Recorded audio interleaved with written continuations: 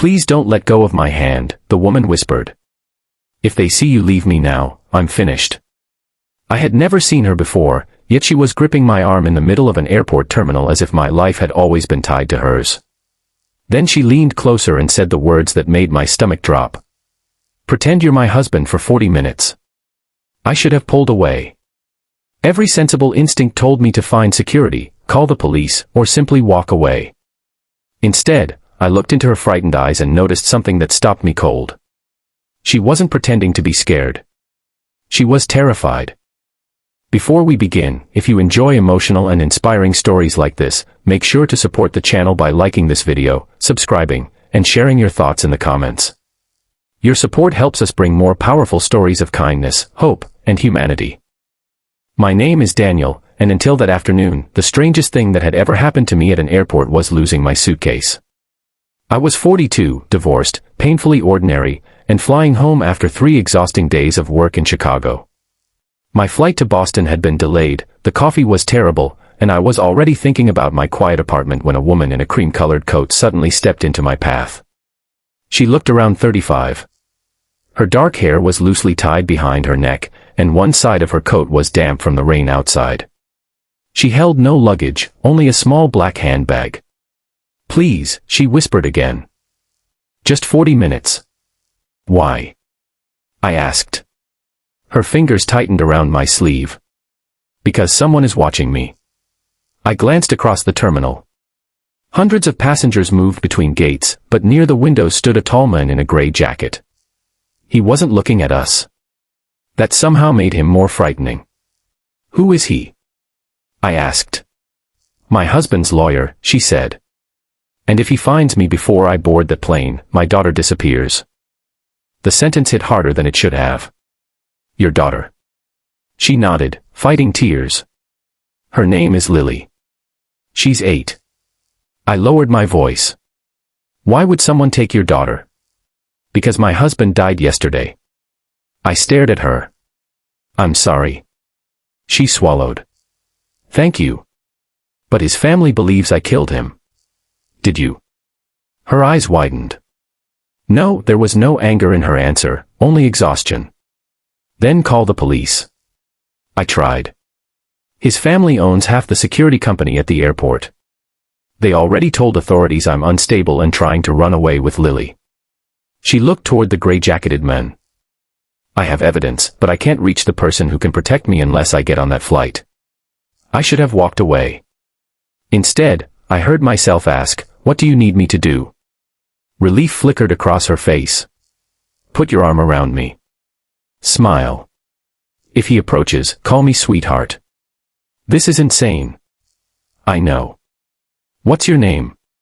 Maya. Daniel. She gave the smallest, strangest smile. Nice to meet you, husband. We walked toward the security checkpoint together. My heart was pounding so hard I wondered whether she could hear it. Maya rested her head against my shoulder and whispered instructions. Don't look behind us. Naturally, I immediately wanted to look. The men in gray. Yes. He's following us. Not yet. We reached a crowded seating area. Maya suddenly stopped. What? I asked. Your wedding ring. I looked at my bare left hand. I don't wear one. She opened her handbag and pulled out a simple silver ring. Put this on. I stared at it. Where did you get that? It was my husband's. For a moment, neither of us spoke. Then I slipped it onto my finger. It fit perfectly. That was when I realized this wasn't a random escape. She had planned something. Maya, tell me the truth. Why me? She looked directly at me. Because you were the only man standing alone. That's your entire plan. No, her voice softened. You look kind. I almost laughed. You chose me because I looked kind. I chose you because everyone else was surrounded by people. You were alone, and you looked like someone who still noticed other people. Before I could answer, the gray-jacketed man appeared 20 feet away. Maya grabbed my hand. Smile. I forced one. Sweetheart, she said loudly, we're going to miss our flight. The man stopped. His eyes traveled from her face to my wedding ring. Something changed in his expression.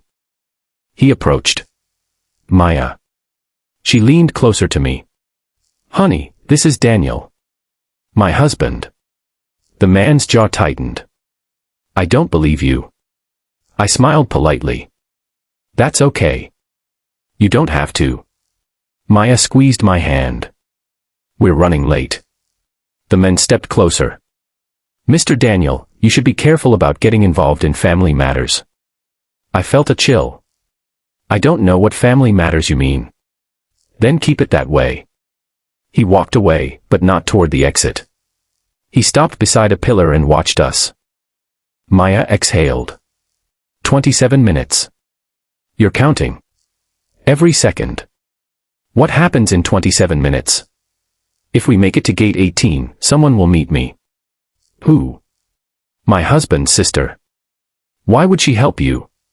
Maya hesitated. Because she knows the truth. We started walking again. Suddenly her phone vibrated. She looked at the screen and went pale. What? They found Lily. My chest tightened. Where? At the hospital. She showed me a message. Someone had written, "Come alone, or your daughter pays for your betrayal." I stared at the words. You said Lily was 8. She is. Why is she in a hospital? Maya closed her eyes. She has a heart condition. She was supposed to have surgery tomorrow. Suddenly everything made sense. She wasn't running away. She was trying to save her daughter. We found a quieter corner near gate 18. Maya sat down, trembling. I can't do this. I crouched beside her. Yes, you can. She shook her head. My husband spent years controlling everything.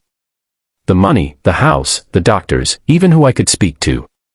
Before he died, he discovered his family had been stealing from his company. He wanted to expose them. They found out. Her voice cracked. The night he died, he gave me a flash drive and told me to protect Lily. Then he was gone. Where's the drive? She touched her handbag. Inside. And why haven't you given it to police? Because the first officer I contacted told his family where I was. I looked toward the gray-jacketed men. And you think everyone is compromised? Not everyone. She looked at me. That's why I need 40 minutes. A boarding announcement echoed through the terminal. Maya stood quickly. Then the gray-jacketed men appeared again, this time with 2 security officers. There she is, he said. My stomach dropped. One officer approached. Ma'am, we need you to come with us. Maya stepped behind me. Daniel. Her voice was barely audible. I remembered her first words, don't let go of my hand. So I didn't. Officer, I said, what is this about? Sir, please step aside. She's my wife. The officer frowned. We have a report that she may be involved in a serious crime. Maya whispered, Daniel, I'm sorry. For what? She suddenly pulled the flash drive from her bag and pressed it into my palm. If they take me, run. No, please. I'm not leaving you. Then a woman's voice came from behind us. You won't have to. Everyone turned.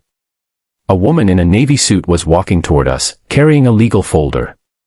Maya gasped. Elena. The woman rushed forward and hugged her. I've been trying to reach you. The gray-jacketed man stepped forward.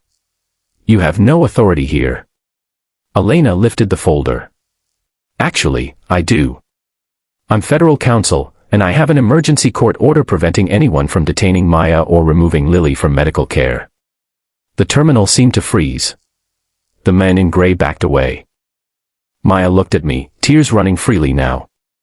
You did it. I shook my head. You did. Elena looked at the ring on my finger and smiled faintly. I assume there's a story behind that. Maya laughed through her tears. There is. 20 minutes later, we learned the truth. The flash drive contained financial records, recordings, and documents proving that Maya's husband's relatives had been stealing millions and had arranged his death to silence him. The evidence also proved that Maya had spent months trying to protect Lily from their influence. Her husband's sister, Elena, had secretly been gathering evidence, but she needed Maya to escape long enough to deliver it safely. Before Maya left with the investigators, she stood in front of me holding the silver ring. "I need this back," she said. "Of course." I removed it and placed it in her palm. She looked at it for a long moment. "My husband gave me this when Lily was born. I thought it represented everything I had lost." She closed her fingers around it. "Today it reminds me that strangers can still choose kindness." I smiled. "Then keep it." 6 months later, I received a letter. It was from Maya. Lily had survived her surgery. The people responsible for the crimes were facing trial. Maya had started a foundation helping families who were trapped by financial and legal abuse. At the bottom of the letter, Lily had drawn 3 people holding hands beneath a giant airplane.